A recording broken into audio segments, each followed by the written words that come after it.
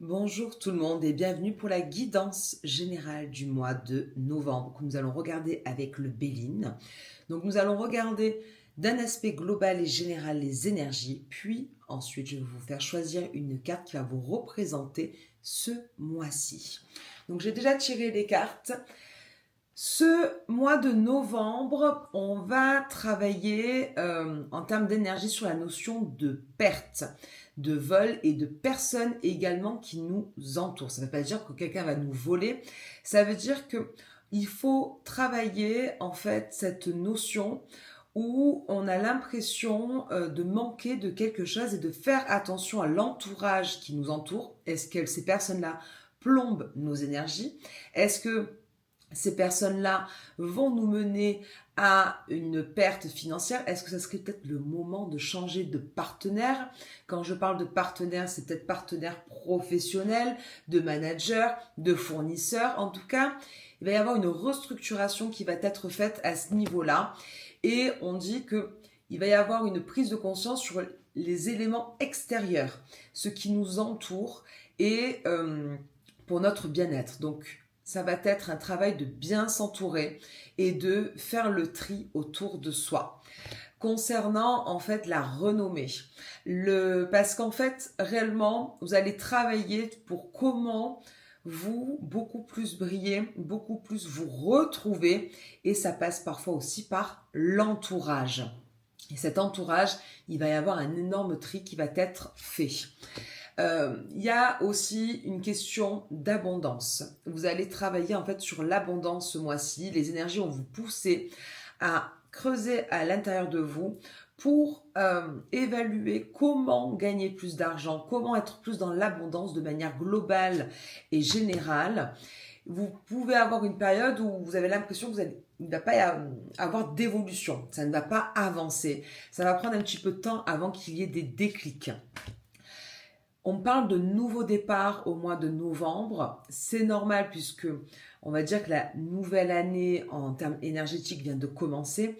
Donc, il va y avoir toutes ces prises de conscience pour partir et faire peau neuve.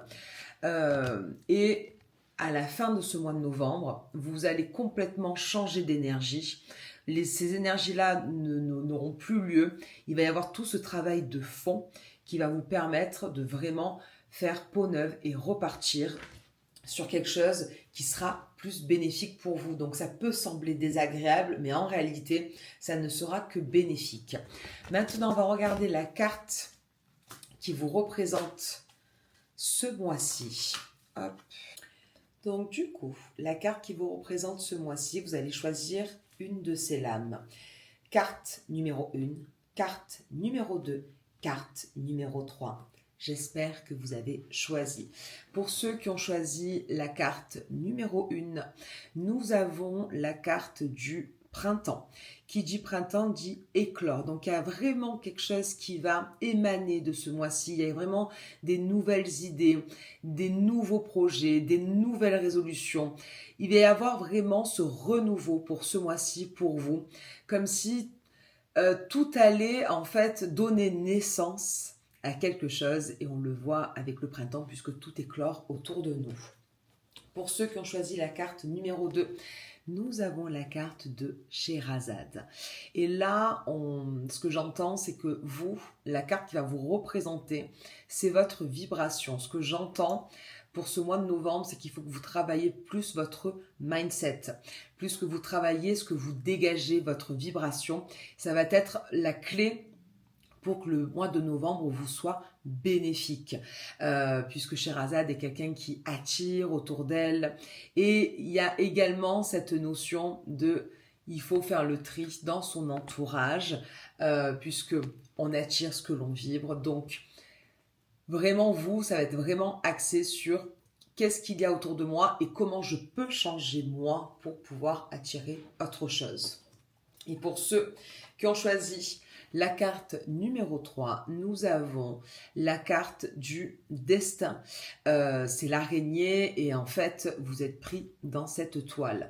Il se peut pour vous que ce mois-ci, il y ait beaucoup de choses karmiques, beaucoup de choses qui vont vous servir de leçon.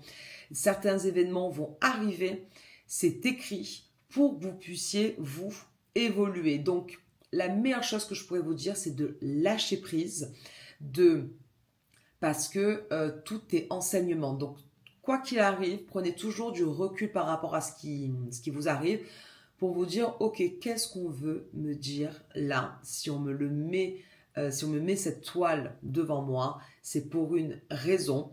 Je suis prise au piège, mais c'est pour une bonne raison. N'hésite pas à t'abonner à cette chaîne YouTube pour avoir la guidance du mois de décembre. Dis-moi en commentaire quelle carte tu as choisie et à partager cette guidance à qui ça peut intéresser. Très belle, très bon mois à tous.